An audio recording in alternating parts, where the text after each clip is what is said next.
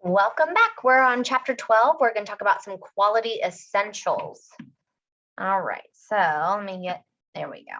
All right, so we're going to talk about policies and procedures that you as a phlebotomist are going to use to assure that the specimens that we are obtaining are quality. We have to often participate in documentation of quality control as phlebotomists. We're going to talk about that a little bit as well. And things that we can do when we do start to know that we have possibly some quality issues. How can we fix these things, prevent them from happening in the future? All right, so maintaining quality, basically, laboratory tests are, as we know, that's the vital link between what's going on with the patient and the healthcare provider choosing how to monitor and or treat our patients. So quality performance has to exist at all stages in the process in order for our test results to be accurate. And that begins with the placement of the order, which is not in our control, but it begins with the placement of the order, goes to the work of the phlebotomist, to the actual results being reported. So it's a full spectrum, right? Accuracy, of course, when we're talking about this, when we talk about how accurate something is how close is that result to the true value, what it really is. When we talk about precision, this is a certain test, whatever that test may be, it's that test's ability to give the same result when performed repeatedly. So something to keep in mind, a test can be precise, but not accurate. And to avoid that problem, that's why we have control and quality measures. So controls are performed and verified so that we can be accurate, and any errors that we might catch or see are corrected before it gets to the point where we're testing the patient, right? So physicians and patients both rely on us as phlebotomists to make sure that our quality is good, that controls and quality tests are being performed, and any issues are being identified and fixed. So CLSI, the Clinical Laboratory Standards Institute, has recognized this, has created this hierarchy essentially of processes that lead to quality. The goal of this is always the quality of care for the patient and safety patient. And even though we as phlebotomists might not be involved in every single level of this hierarchy, we need to kind of have an idea of what's going on. And it also realize the importance of our role as a phlebotomist, because even though, again, we're not involved in every single level, because we as phlebotomists are face to face with that patient and with those patients, we are giving the impression of quality and trust and accuracy in the whole laboratory process, okay, including test results. So total quality management. This is essentially this first level in the hierarchy, the highest level that oversees quality. This is managed at the organizational or institutional level. It identifies an organization's internal and external customers and is concerned about that customer satisfaction. Satisfaction is a result of both their encounter with healthcare and the accuracy of their results. So patients who require phlebotomy services, and how this affects us, or how we can affect this ourselves, is they rate kind of their satisfaction, their customer satisfaction, on how long they had to wait to actually have the phlebotomist come in and draw their labs, whether or not they had bruising as a result of our venipuncture or dermal puncture, how many attempts it took us to get the specimen, and their perception of us as phlebotomists, which comes down to things that we've talked about, is essentially our professionalism, our bedside manner. And we do that, we have our bedside manner, it's our attitude, our appearance, our communication skills, etc. So now let's talk about quality cost management. This is the next level in this hierarchy. This is a system that's used to measure and manage the cost of quality. That includes the cost of the procedure, cost of products, the cost that it takes to deliver healthcare, and that could include, and then we talk about laboratory costs, which includes when we need to repeat a test, whether it be because it was rejected or the results were questionable, so we had to repeat it, the cost of correcting any errors in our processes, and the cost of maintaining that customer satisfaction. So we've got quality management systems. This is the next level, the third level in this hierarchy. This refers to both a set of quality objectives that we establish, goals that we've set, and how we're going to achieve them. Total quality management and the methods used to monitor the achievement of those objectives are all part of this system as well, or this level. In the laboratory, and we're talking about specifically about the lab, we're talking about the organizational structure of the laboratory. And we're also talking about the procedures, processes, and resources that we need to meet our objectives. So basically, the laboratory is going to have these goals, our quality goals.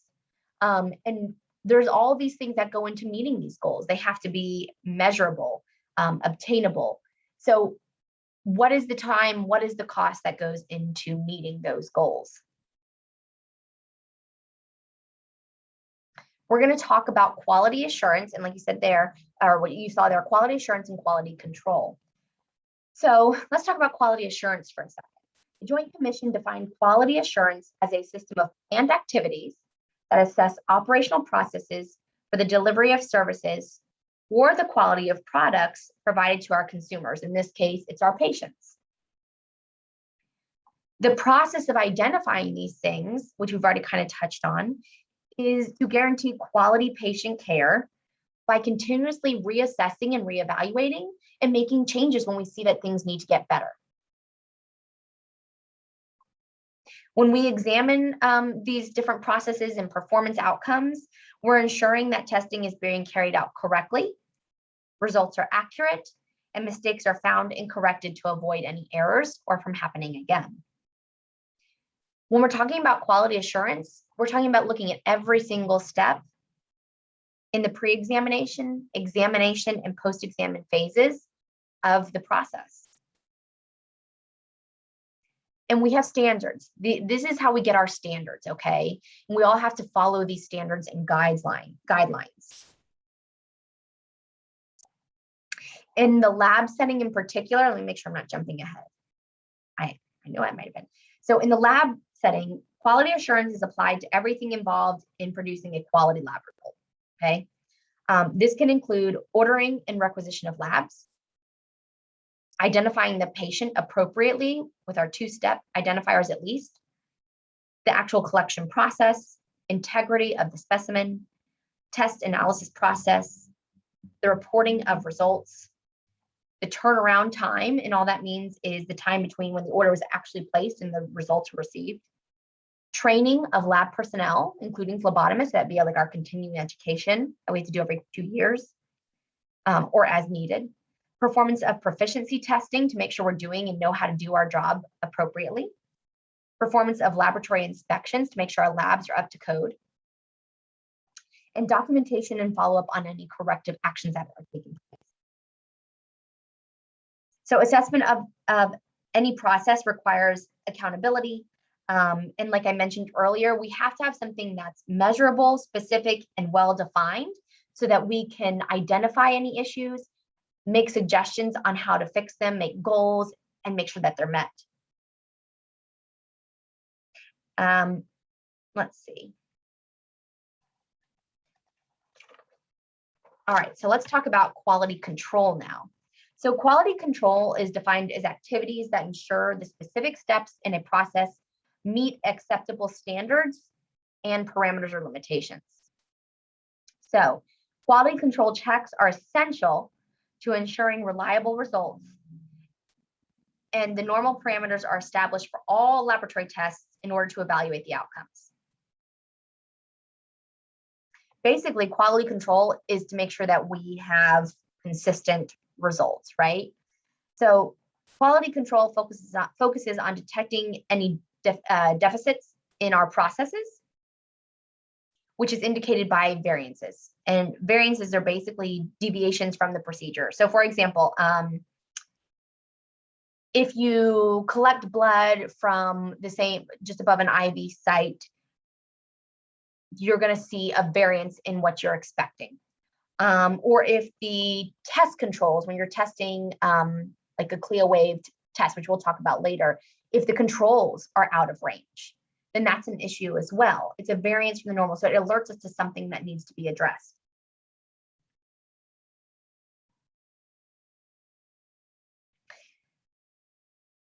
All right, so let's see here. When a variance, basically when we see something that seems off, a variance, right?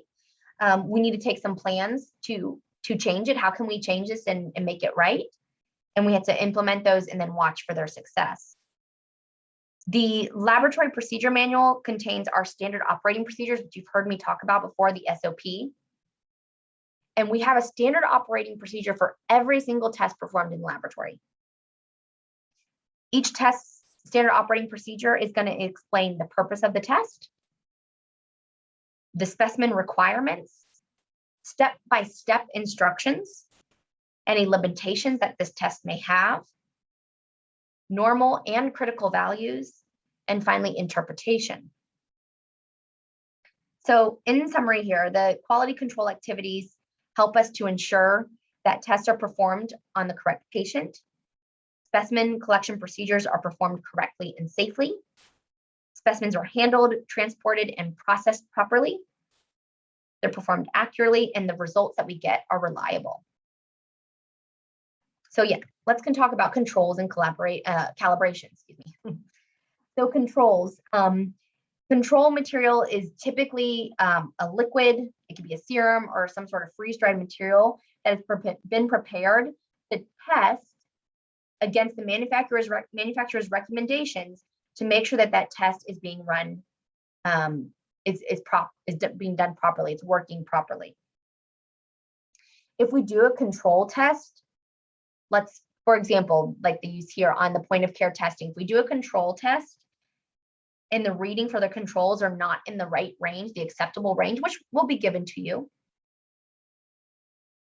then we need to either recalibrate, retest, or replace that specific test, because we can't use it if the controls are out of whack.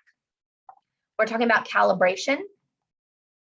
Calibration is something that we do to ensure that equipment is providing accurate results. So we might calibrate our equipment that runs a point of care test. If the equipment is tested and the readings are not within that expected calibrated range, then we need to adjust our equipment to be calibrated accurately. And this is something that's done on a regular basis. Validation. This is ensuring accuracy and precision. So validation ensures that results obtained will yield the same or similar results if it's repeated again. Accuracy and precision must be validated so that we know the tests that we are performing are reliable. And part of this is done, I think this is on here, through a delta check. So what is a delta check? A delta check is a check of the current results that you just got from a test specimen against the previous results for the same test on the same person when you expect them to be similar. If they're not, then this is going to signal us that we need to check our specimens, our testing procedure, and make sure we're getting everything is accurate and reliable. It may just trigger us to repeat the test itself and make sure that it wasn't an error in something that we did as the phlebotomists. There is definitely required documentation when we're talking about controls and validation and calibration. And this is essential to make sure that we're doing the right thing, that our test results are reliable. Quality control charts are something that you're going to see. There we go. This is called a Levey-Jennings chart. As a phlebotomist, you're going to need to know how to interpret these charts. And if you look at you can see the Levey-Jennings chart in your textbook as well on page 325. This is basically a visual clue or something, a visual way to track, make sure that results for quality controls are falling within an expected range, right? We might see a trend. That's when we see the chart start to go kind of slowly up over time or slowly down. So a trend upward or downward. Errors, when we see errors, that's more of a random change. We would see a random visual change and in this chart. Those are typically as a result of some sort of procedural error, a failure of equipment, clerical errors even, or just outdated testing reagents, for example. So if we see, something random, like a random spot way up high or way down low, that's a visual alert that something's not right and we need to check it for quality. And these are typically kept on like a daily log. Oh, there we go. That was that. Okay. Oh, here's a better example. I forgot this was in here. So you can see that jump where it says that's that random error. Again, that's more of that random error. And the trend there, that's a trend going down. Trends and shifts like you see there versus a random error. Trends and shifts typically have to do more over time. Like the temperature is slightly changing and getting lower over time or higher. So it's affecting our test results, but more slowly over time. So again, these visual charts and tracking are really important so that we can catch errors before they get bad.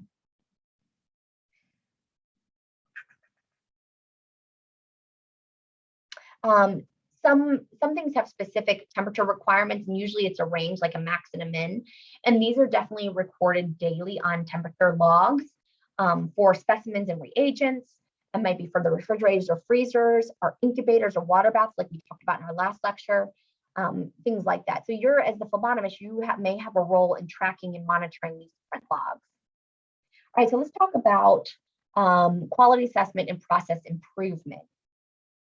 So all laboratories have to have a system in place that looks at the processes to show how we can improve or keep things consistent and working well. Quality assessment and process improvement is a continuous process, basically. We review the documentation, we see weaknesses in our processes that can be eliminated, and improve quality outcomes for our patients. Another reason to have this quality assessment and process improvement in the laboratory is because it can help spot processes that we do that aren't necessarily producing bad results, but they might identify ways that we can do things easier and make our jobs easier and more efficient as well. So that's also really important. This is going to involve things like audits and incident reports. Incident reports, basically, this is going to document when things go wrong. These are never meant to be punitive, as in you're not meant to get in trouble for putting an incident report. It's basically done to say, okay, this is something that happened that went wrong. How can we prevent this from happening again in the future? So anytime anything out of the ordinary happens, whether it be a step in your role as the phlebotomist, a process that you do, or a result that you weren't expecting, it needs to have an incident report along with it to help it, again, to prevent it from happening again in the future.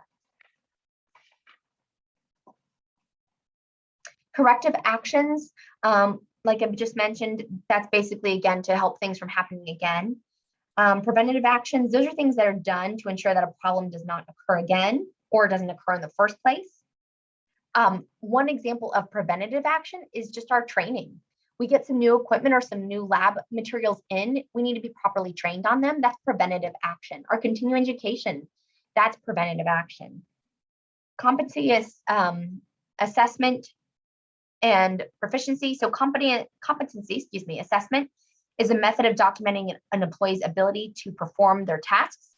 So we have to be checked off and make sure that we're competent when we're trained as phlebotomists, whether it be new equipment or a new test that we're going to be doing. We have to show that we're competent and it has to be checked off.